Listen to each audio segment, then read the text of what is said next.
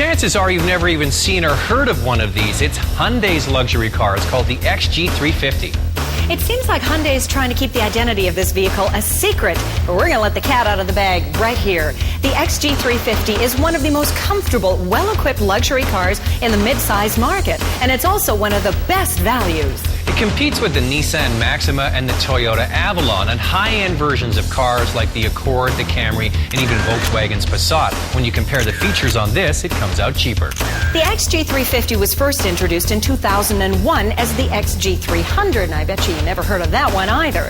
It had a 3-liter V6 engine that was later upgraded to a 3.5 V6 in 2002. Let me guess, that's why it's called the XG350. Bingo. Okay then, who gets to drive this one first? I see we do that reverse alphabetical order thing, so me. Yeah, not a chance. The XG350's interior is loaded. It has passenger and driver heated leather seats. It has automatic climate control, an amazing 6-speaker audio system, wood grain trim, power window and door locks, power moonroof, a car alarm, and so much more. Plus, the interior is very roomy, both in the front and the back. The changes for 2004 are mostly cosmetic. There's a new front grille, new headlight designs. There's also a new front bumper and air dam design with projection fog lights. Now keep in mind, there's no Hyundai badge on the front of this car. Now that might be because they're trying to keep this identity a mystery. At the rear is a redesigned bumper as well as rear taillights. Now the new struts on this trunk give it a much smoother operation. Plus under here there is also a full-sized spare tire. Now those are pretty hard to find these days. Dagmar, you're not looking hard enough. They're everywhere. Well, if you want to work that spare tire off, run, jump in the car.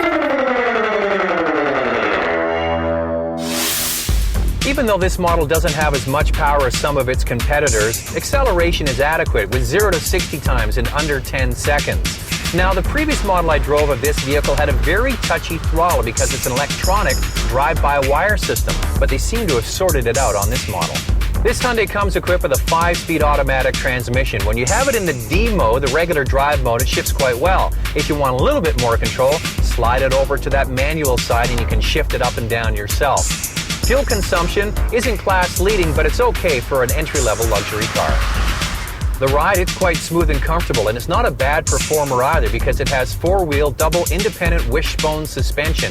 It has 16-inch wheels, and it has 4-wheel disc brakes with the front disc 10% larger now to help reduce in brake fade. Also standard ABS and electronic brake force, which helps distribute the power of braking when you put your foot on the pedal. Well, Zach, what do you think about the new XG350? Well, I like the look of this car, especially the front end. It's got that waterfall grille, and it's got the aggressive-looking headlights. It looks a lot like a baby Lincoln LS, and that's a pretty handsome-looking car. The overall package is packed with all kinds of features for a great price. That's another positive. It really is well positioned in the marketplace price-wise. On the downside, the interior to me looks like a car from about 4 or 5 years ago. All the competitors are really fashion-forward now in the interior. This looks a little bit dated. In addition, I wish they had frames around the windows. As the years go by, sometimes the rubber seals deteriorate and you get some whistling noise too there. Dagmar, what do you like and not like about this car? Well, I agree that it is definitely a lot of car for the price. It is a value leader, a great entry-level luxury car. I'm also impressed with Hyundai being able to improve its reliability record with consumers as much as it has over the last few years. On the downside, the interior is a bit drab. It does need some updating. Even with that wood trim finish, it looks a bit dark on the interior. The exterior, I am confused by that. It looks like it's borrowing from the Lincoln for the front end, from the Jaguar or the Volvo for the back end, and it's got, you name it, any Asian manufactured car in the middle. So overall, there's no fluidity in the exterior design of this car. My rating, I'm going to give it a 4 out of 5. And I'm going to give it a solid 3.5 out of 5. Our total, 7.5 out of 10.